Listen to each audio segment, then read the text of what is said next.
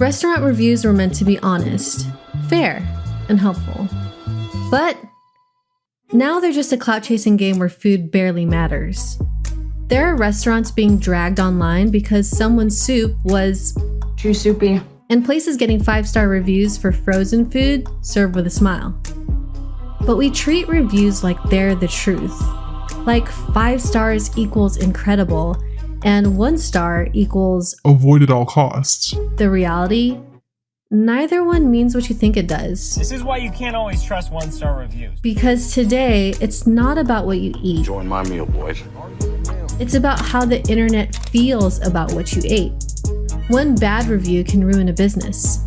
One TikTok can turn a mid-tier spot into an overnight sensation. And one influencer's bad day, Don't stand in front of my business. Let me be clear. that can mean hundreds of people skipping a place they've never even tried.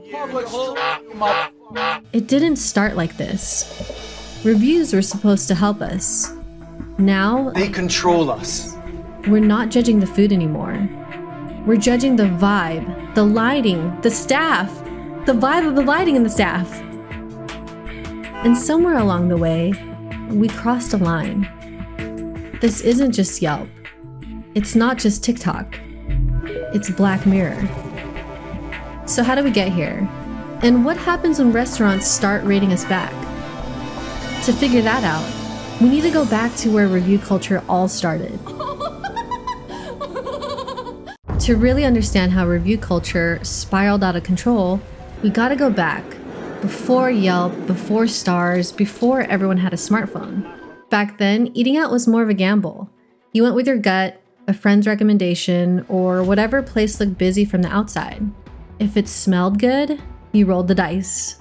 That was the review. For certain types of food, especially spots people weren't familiar with, there was this unspoken rule. If we're the only non-insert ethnicity people here, it's probably authentic. Not scientific, but hey, it worked. Then the internet hit, and suddenly everyone had a platform. Yelp, TripAdvisor, Google. Now everyone is a food critic. And at first it felt like a really good thing. Finally, real people sharing real experiences. Reviews helped you avoid wasting money on bad food. It made sense. The 5-star system just clicked. Humans are already wired to rank things. We rate movies, shows, hotels. Giving a restaurant a number felt easy. Food was okay, 3 stars. Changed my life? 5 stars, done.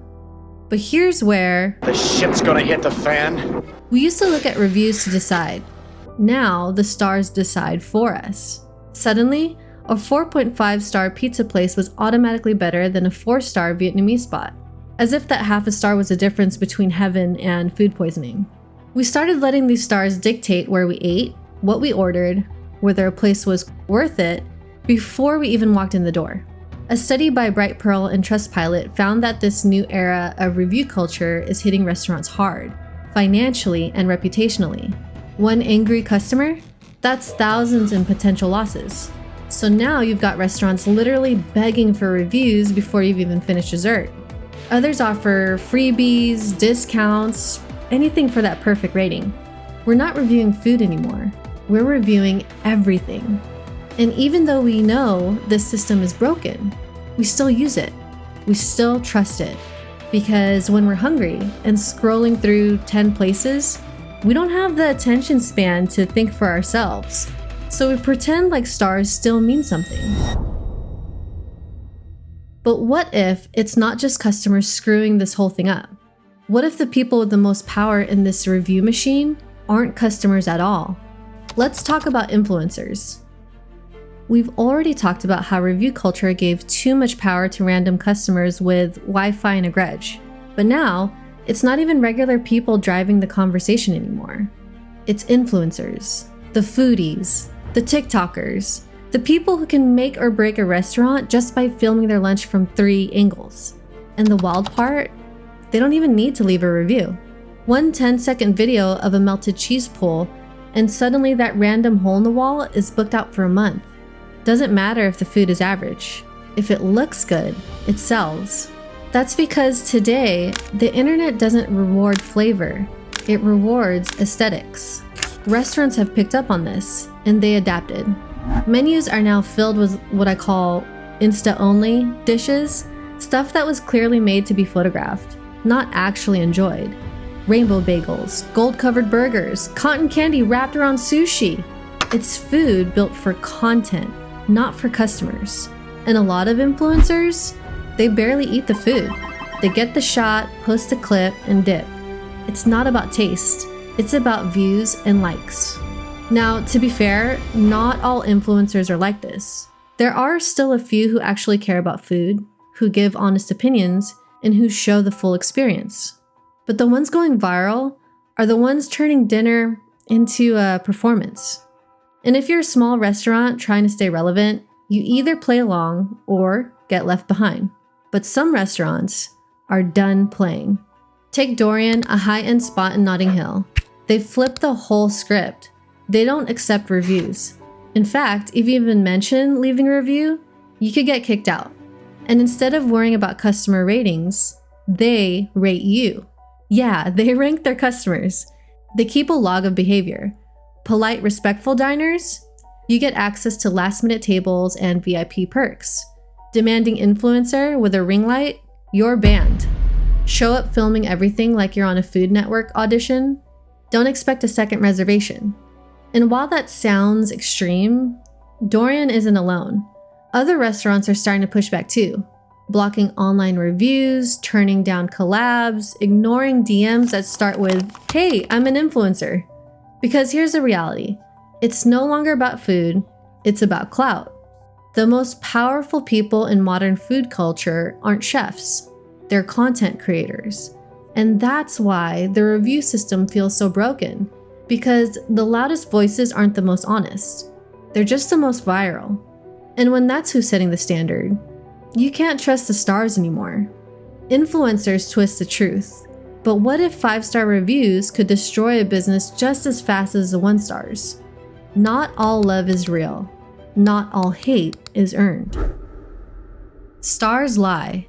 Some of the highest rated restaurants are mid at best. Some of the best tasting food you'll ever eat is buried under a 3.9 rating because someone didn't like the font on the menu.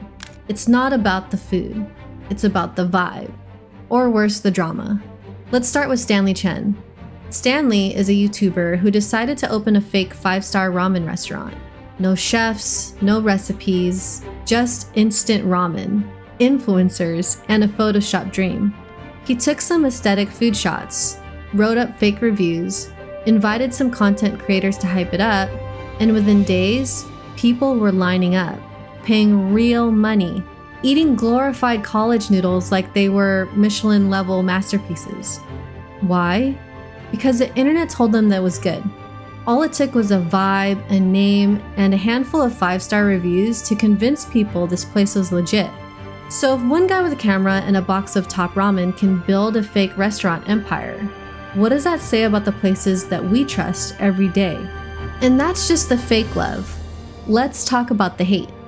In February 2025, the Swifties went full Yelp vigilante mode on a Florida spot called King's Grill. Not because the food was bad, not because the place even existed at the time, it was closed. The reason? It was owned by the mom of an NFL player who made a petty joke about Travis Kelce. Within hours, fans flooded the restaurant's Google and Yelp pages with 1-star reviews. They turned a closed restaurant into a public enemy, all because of a breakup in a meme. Yelp had to step in and freeze the review page. But by then, the damage was done. So now we got fake 5-stars convincing people to eat microwave noodles, and real businesses being torched for internet beef. If that doesn't prove reviews are broken, I don't know what will. But it gets worse. In 2023, AI-generated reviews started flooding Google Maps listings. 5-star ratings written by bots. Same vague, positive language, same zero details. They read like, "Great food, excellent service, would come again." No pictures, no personal experience, just fake enthusiasm at scale. And once again, people believed it. Because 5 stars is 5 stars, right? In late 2024, a cybercrime gang in London dropped a restaurant's ratings from 4.9 to 2.3 stars using a botnet. Thousands of fake 1-star reviews. Then they sent a message. Pay us $10K or we keep going. The restaurant had to hire a rep management firm just to stay afloat. Bookings were lost, trust destroyed, all because someone figured out how to weaponize Yelp. This is where we are now. A system built to share honest opinions has turned into a playground for scammers, fan bases, and AI. And through it all, the platforms, Yelp, Google, TripAdvisor, they try to keep up, but they're outnumbered.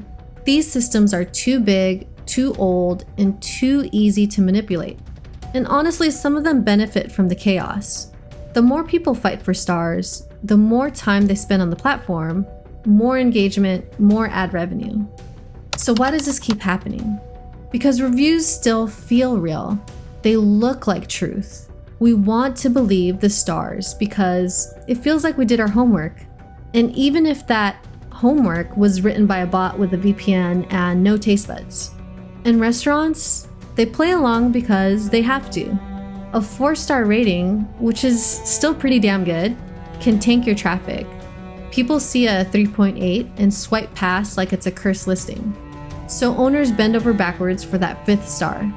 Because in this system, the game isn't about being great, it's about looking great.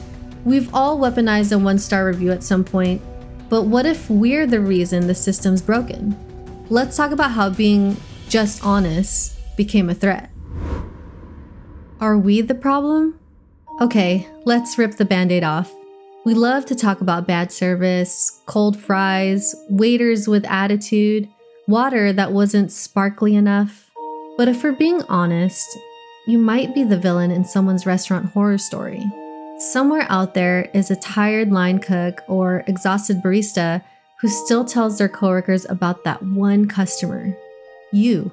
Maybe you didn't mean to be that person, but the review, the tone, the passive-aggressive 1-star you dropped because your toast came out too brown, that hit harder than you think. We've created this idea that every dining experience needs to be flawless. Like you go out to eat and expect a Michelin-level meal, an Instagrammable table, and a server who's psychic. And if anything falls short, boom, 1 star, no second chance. But restaurants aren't algorithm-proof factories. They're messy human operations. People make mistakes. Sometimes your food's late because someone called out sick. Sometimes your server's off because they've worked 10 days in a row. Sometimes the iced tea just isn't that cold, okay? But we treat every slip-up like a personal offense. And what's worse, we've been trained to do this. The second we leave a restaurant, we're hit with a dozen reminders. How was your meal? Rate your experience, help us improve. And suddenly, we're in judge mode, scrolling back through every interaction like we're Gordon Ramsay with a Yelp login. Was the server too slow? Ding. Was the bathroom not candlelit? Ding. Did your steak come out at 145 degrees instead of 135 degrees? Ding, ding, ding. It's not just a review anymore. It's a full-blown performance scorecard. Remember Dorian and Notting Hill? They're not just ignoring customer reviews, they're ranking customers. That's not a PR stunt, that's a counter-attack. Because when customers walk in expecting perfection, demanding VIP treatment, and threatening to tank your business over a lukewarm appetizer, you stop trying to create a great experience and start trying to avoid getting roasted online. So maybe it's time we stop and ask, what exactly are we expecting from restaurants? Because if we're treating every meal like it's a subscription service, every server like they work for our mood, and every bad moment like it deserves digital revenge, then yeah, maybe we are part of the problem. And the irony? We're all terrified of getting judged. I've been to a 5-star restaurant that was absolute trash. I've also been to a 3-star hole-in-the-wall that served food so good it made me question my entire childhood. And that's when it clicked. The stars aren't always lying, but they're definitely not telling the full truth either. That's why I don't just look at the rating anymore, I read the reviews. I try to figure out if the person writing it was legit or just hangry and unhinged. We built this system where every meal is a performance, every server is a contestant, and every customer has the power to cancel someone's career over soupy soup. And the scariest part, we're okay with it. We like it. We're addicted to it. So before we talk about how we're basically living in a dystopian Yelp simulation, let me ask you this. Do you actually trust restaurant reviews? Or are we all just living in a Black Mirror episode? Because if this isn't Black Mirror already, give it one more update. And honestly, sometimes it feels like there's no way out of it. Everything's rated, everything's curated to grab your attention for 5 seconds, then move on to the next thing. That's why, when I need to disconnect from the noise and actually focus on something that matters, I turn to Audible. Audible's like a escape hatch from the algorithm. It's audiobooks, podcasts, and original content that doesn't ask for 5 stars. It just gives you something real to listen to. Lately, I've been playing Kitchen Confidential by Anthony Bourdain, because if I'm gonna listen to food commentary, I'd rather hear it from someone who's actually lived it, not someone chasing likes. And with Audible, you get 1 credit a month for any audiobook, full access to the Audible Plus catalog, and you keep everything you download even if you cancel. You can try Audible free for 30 days right now. Just hit the link in the description. That's a free 30-day trial. Go check it out and give your brain something better than the next viral review meltdown. All right, see ya. Time to eat.